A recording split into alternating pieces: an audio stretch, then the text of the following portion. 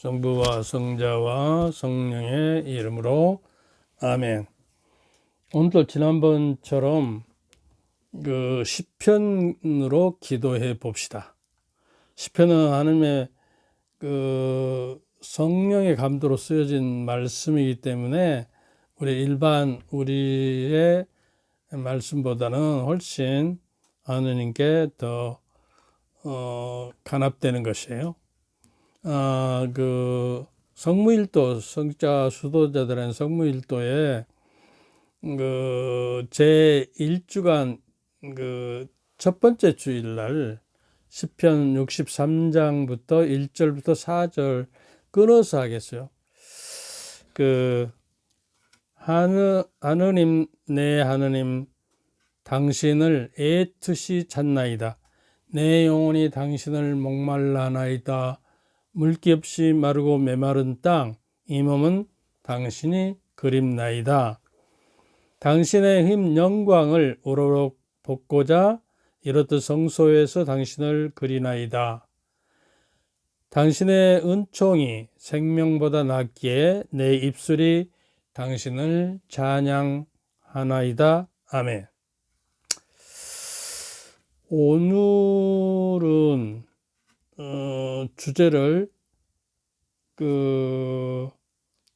일상의 삶을 성당에서 그 전례를 거룩하게 행하듯이 일상의 삶도 거룩한 전례를 행하듯이 해 봅시다 하는 이야기예요.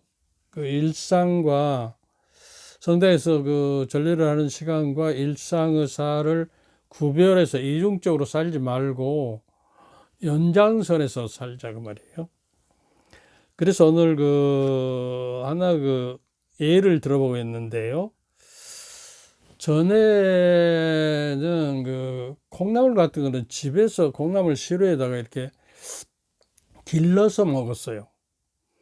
그런데 콩나물 시루를 보면 어떻게 되죠? 밑에가 구멍이 뻥뻥 뚫려서 물을 줄 때마다 그 물이 다 잘 흘러내려가 버린대. 또 주거든요. 흘러내려가면 시간 맞춰서, 시간을 잘 맞춰서 이렇게 켜켜이 쌓아놓은 그 콩나물이 이렇게 대가리를 쳐들고 탐스럽게 나오죠. 그래서 우리 신앙생활에 너무 실망하지 말자 그 말이에요. 신부님의 강론이나 또 미사나 또 전례나 성사 생활을 해서 그냥 무심히 내 안에 다 흘러내려가 버렸다고 생각을 해서 실망하지 말고 계속 흘려 보내자고 그래. 하나님 말씀이나 신심서적이나 이런 여러 가지를 읽고요. 그래도 우리 영성은 성숙해지고 하나님의 모습으로 닮아가니까 항구하게 어떻게 잘 계속해서 이런 것을 실시하느냐에 따라서 결정되는 것이다. 우리가 하는 기도가 없어지는 거 아니에요. 기도는 하느님에게 상납되기 때문에 영혼이 살아있는 것이요.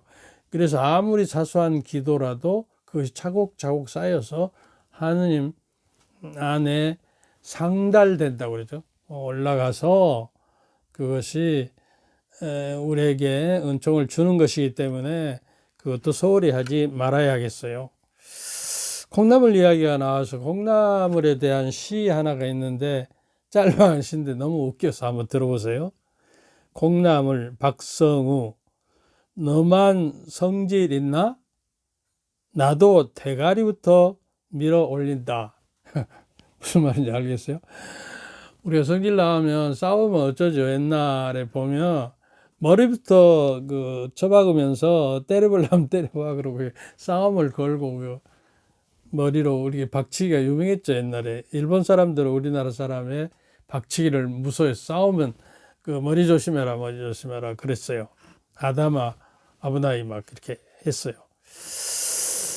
그래서 우리가 일상을 그렇게 거룩하게 살고 또 기도와 성사 생활을 열심히 하며 은총의 물이 이게 물이 이렇게 흘러 내려갈 것 같지만 우리 안에 거하시는 성령의 역사하심과 또 주님께서 함께 계시기 때문에 그 은총은 풍요롭게 되고 구원의 열매 또 성령의 열매 사랑의 열매가 맺혀지게 되는 것이니까 실망하지 말고 꾸준하게 하느님을 목말라 하는 마음으로 오늘 그 기도에서 애뜻이 하느님을 찾나이다 그러잖아요.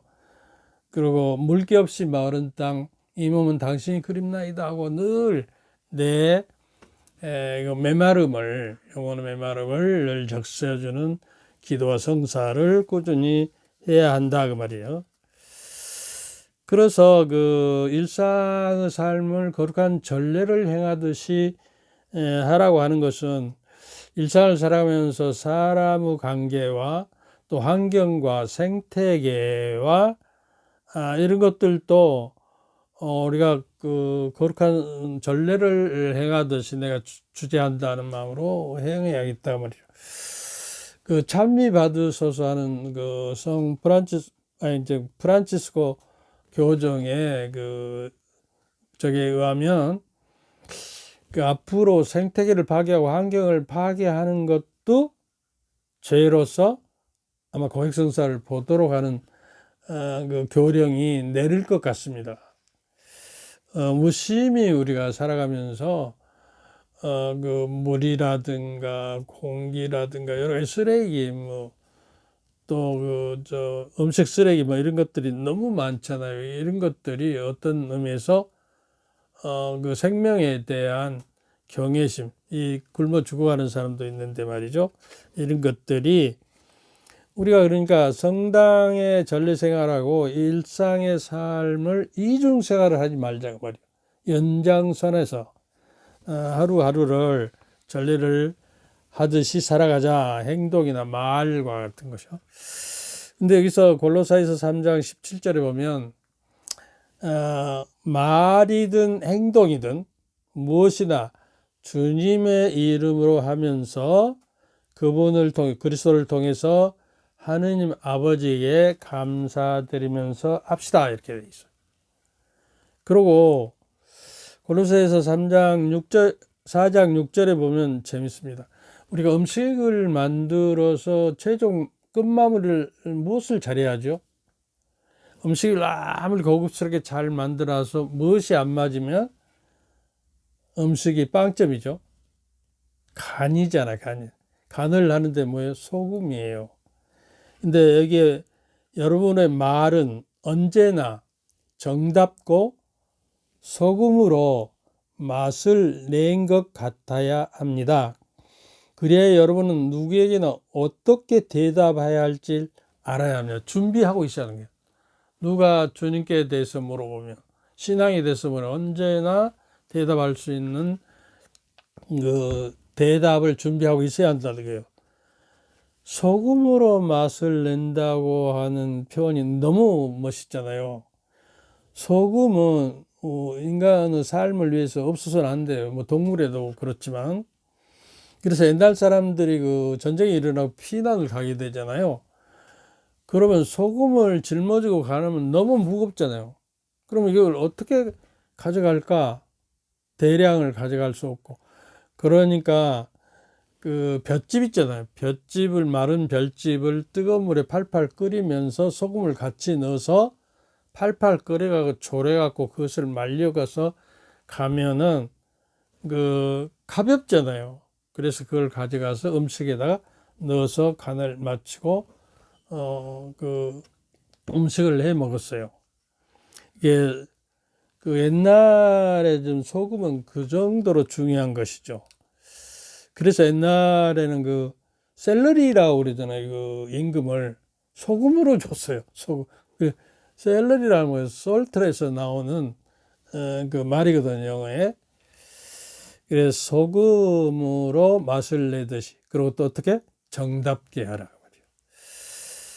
그래서 우리가 그 동작 하나하나를 적어도 그 거룩한 전세를 하듯이 하느님의 현존 앞에서 하나님 앞에서 내가 행하는 것처럼 해라 그 말이에요.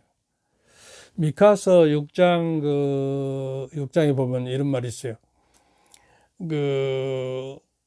우리가 가장 하나님께 바라신 것이 뭐냐?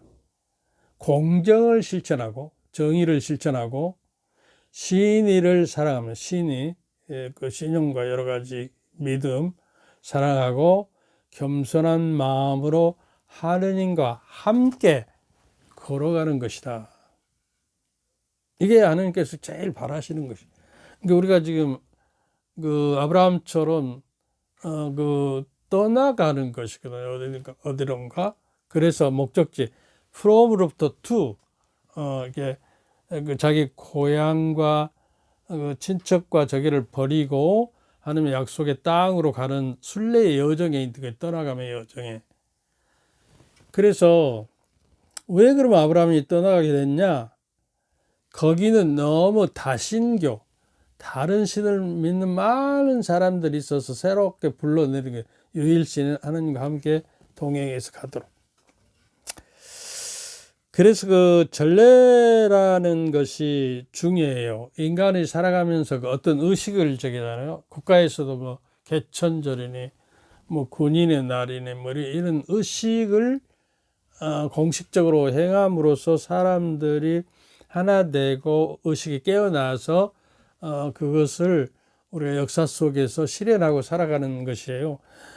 그 개인도 생일 잔치를 하는 의식, 또 환갑잔치, 결혼식의 의식, 이것들을 통해서 우리가 단합되고 일치되고 관심이 모아지고 또 그 친교가 이루어지는 것이기 때문에 집에서 아이들과 어디를 가서 식사를 한다든가 어떤 저기를 할 때도 의식을 해가듯이 이렇게 하면 자기 몸을 조신하고 자기 몸을 잘 돌보고 정말로 군자 같은 마음으로 이렇게 해야 하는 것이죠. 그래서 우리가 그 일상을 어떻게 거룩하게 살아가느냐, 전례를 행하듯이 살아가는데, 먼저 하늘의 나라와 그 의로움을 찾아라. 그러면 곁들여서 이 모든 것을 받게 될 것이다. 뭐요? 하늘의 나라와 그 의덕을 찾으라고 그랬죠. 의로움을. 그러면 첫째로 그러냐, 하나님의 나라를 우리가 주님의 기도에서도 제일 먼저 하나님의 나라가 임하시라고 먼저 해놓고 기도하잖아요. 우리가 하나님의 나라로 가는 인생 순례 여정을 하고 있기 때문에, 근데 주의 기도를 우리가 바치면서 무심히 바치는데요. 주님의 기도를 잘 이렇게 묵상해 보면 과거, 현재, 미래에 대한 기도가 있어요. 오늘날 일용할 양식을 주시고는 어쩌죠? 현재죠. 저에게 죄 지은 자를 저에도 용서하듯이. 그러면 용서라는 건 뭐예요? 과거에 지은 죄. 또 유혹에 빠지지 말게 하시고 악에서 이게 미래예요. 이게 현재와 미래와 과거를 성도들이 하나님께 바치면서 기도하는 것이 성모성에서도 마찬가지죠. 이제는 현재자. 이제와 저의 죽을 때는 뭐예요? 미래잖아요. 이럴 때 저의 죄인이라고, 죄다라는 것은 과거잖아요. 현재, 미래, 과거가 포함이 되는데 무심히 우리는 바쳐버리죠. 이런 것들도 의식을 하면서 그 전례를 하는 식으로 기도를 하면 아마 좋을 것 같습니다. 그래서 이제 우리가 전례를 하듯이 일상의 삶을 주도하고 살아라 하는 것은 바로 하나님의 나라를 생각하면서 하나님을 중심으로 그 무게 중심을 하나님께 두고 우리가 삶의 축을 그리스도의 축으로 바꿔가는 거예요. 이동돼. 그래야만이 그리스도를 닮을 수 있고 그리스도화할 수 있고 그리스도로 변형되어 가는 삶을 살아가는 것. 이것이 영성적인 삶이에요. 그래서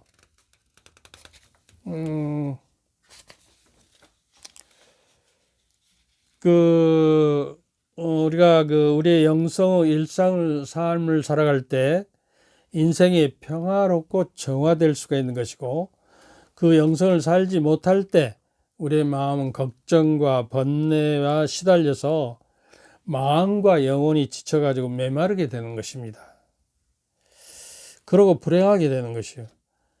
그러고 일상을 거룩하게 살기 위해서 먼저 무슨 준비가 되어야 하냐 그러면, 그날 고생은 그날로 충분하다. 마태복음 6장 34절인데요. 내일을 걱정하지 마라. 내일 걱정은 내일이 할 것이다. 그날 고생은 그날로 충분하다. 마태복음 6장 25절부터 34절을 참고하시기 바랍니다. 이 신약 성서에 걱정하지 마라가 한 550번 나옵니다. 근심하지 마라가 한 365번, 매일 하지 말라는 것이고, 또 걱정하지 마라가 이게 한 250번 이렇게 해서 550번이니까 나와요. 그거는 의미가 있는 것이에요. 근심 걱정에 사로잡히면 하나님을 뭔가 멀리하게 되고, 근심 걱정 결국 그 밑바닥에 원한이 깔려 있거든요. 그래서 그 원한이 없어야 하나님 사랑 안에 머무릴 수가 있게 되는 것입니다. 아무쪼록 여러분이 모두 근심 걱정을 하지 말고 내일 걱정은 내일 하고 그 일상을 삶을 성스러운 전례를 행하듯이 행하기를 바랍니다. 감사합니다. 끝으로 이 팬데믹 비대면 시대에 여러분에게 그 사제적인 축복을 드리겠습니다. 주님께서 저희와 함께 또한 사제의 영과 함께 전능하신 천주 성부와 성자와 성령의 이름으로 아멘. 감사합니다.